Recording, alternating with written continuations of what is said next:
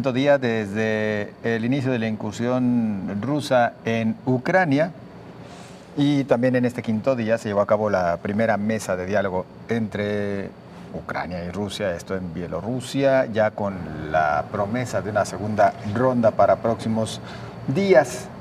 Queremos conocer la opinión y el análisis que al respecto nos ofrece el doctor Jaime Tamayo. ¿Qué tal? ¿Cómo está? Muy buenas tardes. Hola, buenas tardes. Un gusto de estar aquí en el programa de ustedes. Un placer también para nosotros. A ver, por favor, haga su primer análisis a propósito, de lo que hemos visto en los últimos 5 días y las posturas que están asumiendo las diferentes naciones a propósito de este conflicto en particular. Claro, mira, yo de entrada quisiera señalar que estos 5 días no son 5 días de un conflicto que en realidad tiene 8 años. Yo diría que estos 5 días abren la posibilidad de que finalmente termine esa guerra iniciada por un golpe a partir de un golpe de Estado promovido por la OTAN y los Estados Unidos. Eso es clarísimo. Esto estuvo presente en el llamado Euromaidán la señora Victoria Nuland, que actualmente es nuevamente alta funcionaria del Departamento de Estado, como lo era en ese tiempo de Obama, y que fue la que fue grabada precisamente hablando con el embajador ucraniano, estando ella allá, para decidir a quién iban a poner después de destituir al gobierno legítimo de Yanukovych, precisamente porque lo que querían era apoderarse de Ucrania para impulsarla hacia la integración con la OTAN. Hay que recordar que, o señalar, para quienes no lo saben, que desde antes de la caída de la Unión Soviética había toda una propuesta de Brzezinski, que ha sido uno de los estrategas desde la Guerra Fría y posguerra fría antirrusos, murió hace muy poco, que señalaba que para que pudiera acabarse con el poderío de la Unión Soviética y después de Rusia, y evitar en todo caso que hubiera el surgimiento de un polo nuevamente que acabara con la unipolaridad por la hegemonía única de Estados Unidos, había que quitarle a Ucrania a Rusia. Entonces, en este sentido, desde entonces se vino trabajando, se generó este golpe de Estado en el que participaron de manera muy importante grupos nazis, que fueron incorporados al nivel de gobierno en la junta que surgió después del golpe, y que estuvieron desde el Ministerio del Interior hasta las fuerzas de seguridad y de inteligencia. Estos grupos nazis hoy están jugando un papel todavía muy importante en el gobierno de Zelensky, contra lo que algunos dicen que porque Zelensky es judío. Bueno, el problema es que el nazismo en estos momentos no ve en el judaísmo un problema, lo ve en Rusia. El nazismo, sobre todo en esta región, es profundamente antirruso. Han convertido, y esa es una de las demandas, por cierto, de Rusia, que han convertido una narrativa de glorificación al nazismo como parte de sus raíces. Ahí está la figura de Stefan Bandera, el colaborador más destacado, digamos, de los ucranianos nazis, que ahora está lleno de calles y monumentos y reconocimientos en Ucrania.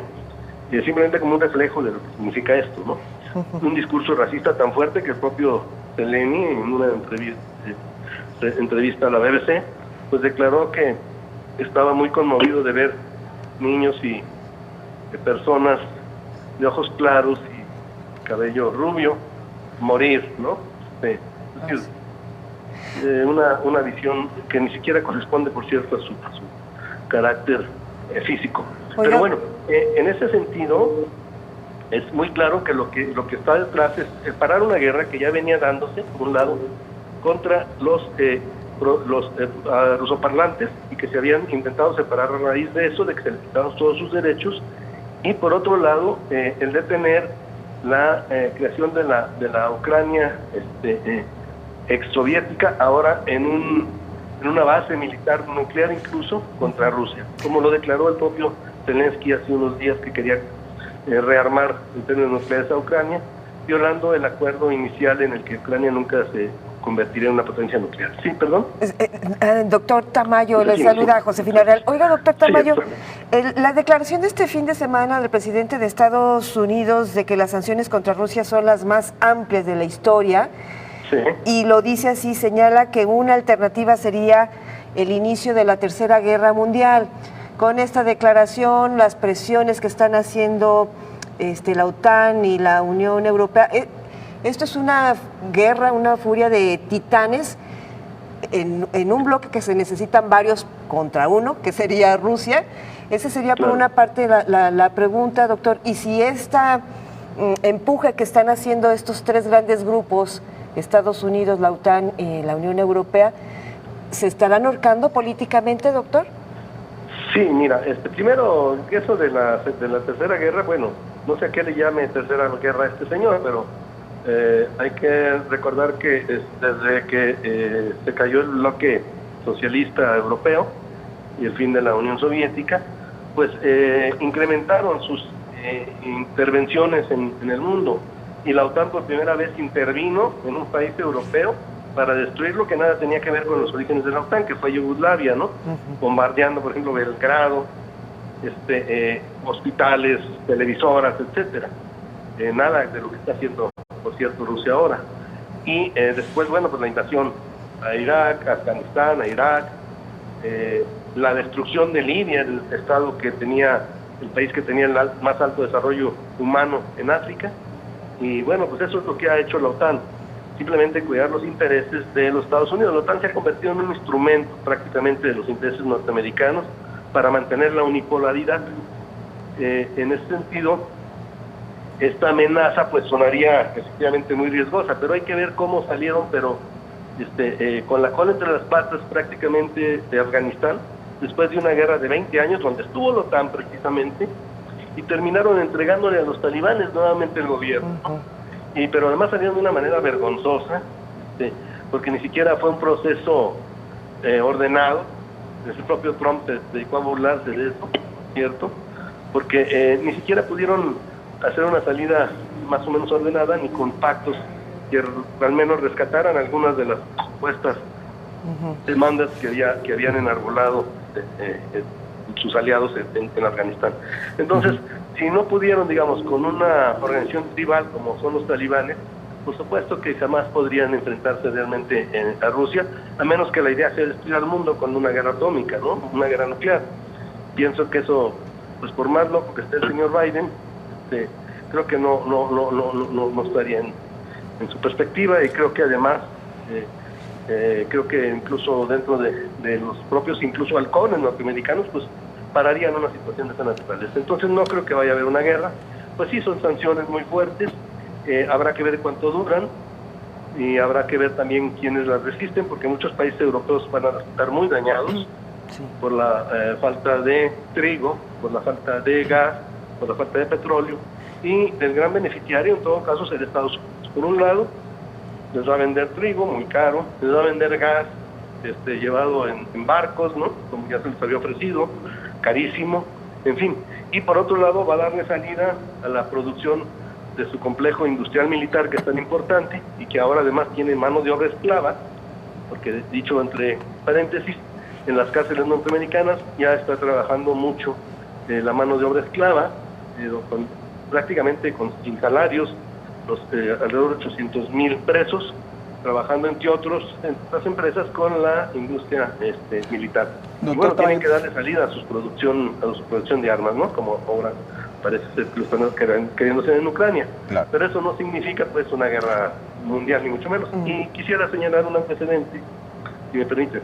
En 2008, Bush trató también de incorporar a Georgia a la OTAN. Tenía un presidente muy servil, Saakashvili, y para justificar una situación de conflicto, trató de arrasar con una república que entonces no estaba reconocida, que era la de Osetia del Sur, dentro de Georgia, con lo que llamó tierra quemada.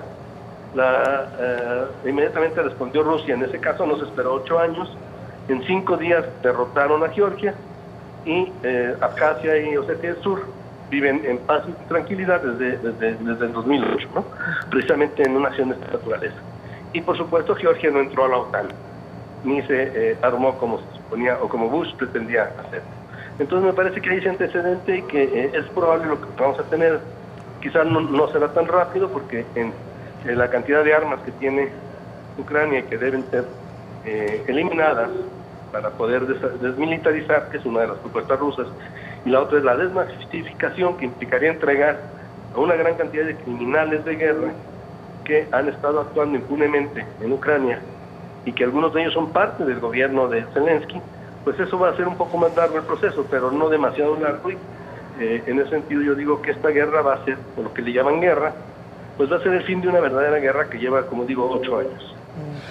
Y con esto respondió justo a la pregunta que le iba a hacer el doctor Tamayo respecto a si considera que este sería un proceso muy largo el que se está viviendo entre Rusia y Ucrania, particularmente lo que se ha venido a definir como eso, como una guerra. Lamentablemente el tiempo ya se nos vino encima y nosotros agradecidos por su participación. Bien, muchas gracias. Muy amable. Gracias, doctor. Es el doctor Hasta Jaime. luego, un gusto de haber estado con usted. Gracias. Muy amable. El doctor Jaime Tamayo. Vamos rápido a la pausa y continuamos con más.